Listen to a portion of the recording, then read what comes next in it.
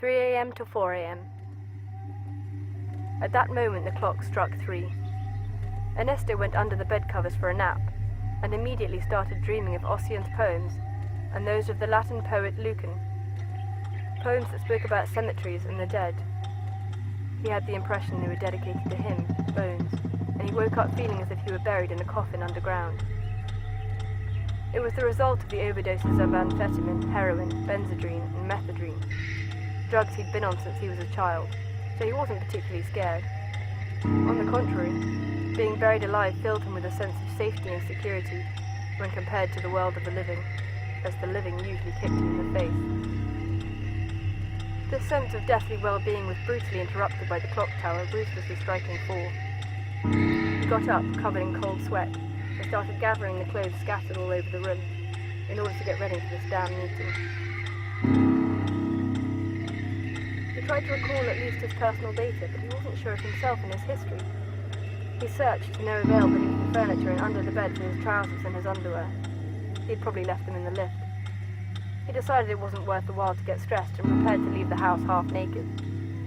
Outside, a freezing dawn was beginning to corrupt the night and pollute the streets. 4 a.m. to 5 a.m.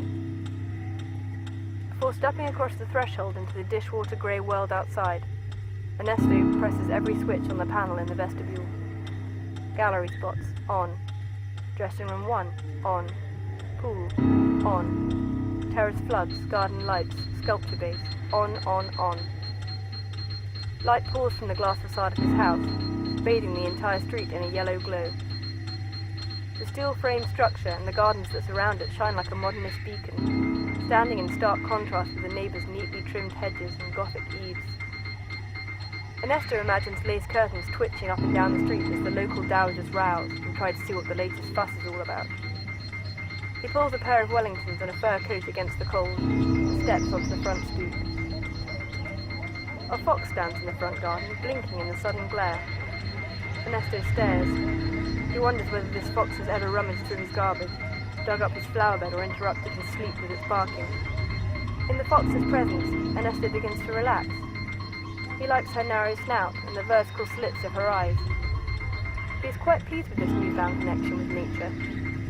New business idea, he thinks. Spend time with foxes and your cares will melt away. Fox-guided meditation, fox hypnosis. Under the fox's spell, Ernesto's memory of the day begins to come back. Drinking, entertaining wild delusions, wallowing in painful memories of the past. A letter, an unwelcome guest. Drinking, again and heavily. Something is wrong. A piece of Ernesto's day is missing, omitted in fact. Ernesto steps back into the house. The spell broken, the fox takes refuge in a nearby stand of bamboo. There is something that he had not wanted his neighbours to see, a guilty secret, like a drunken fool who had flooded it with light. Perhaps it isn't too late, perhaps the neighbours are all asleep. Suddenly anxious about his transparent life, Ernesto switches off the light.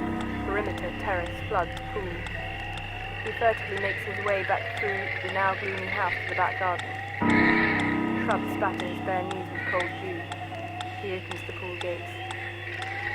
The world is drained of colour in the early morning light, but Ernesto can already see the blue water has turned to deep scarlet. A figure is drifting face down in the pool. It is his stalker. 5 a.m. to 6 a.m. He knew how it all began, but seemed incapable of stopping it. How, he wondered, had he come to push that green button marked start? The last 23 hours had battered his emotions, draining him of meaning and energy. Sadly, his magic box did not have a pause button.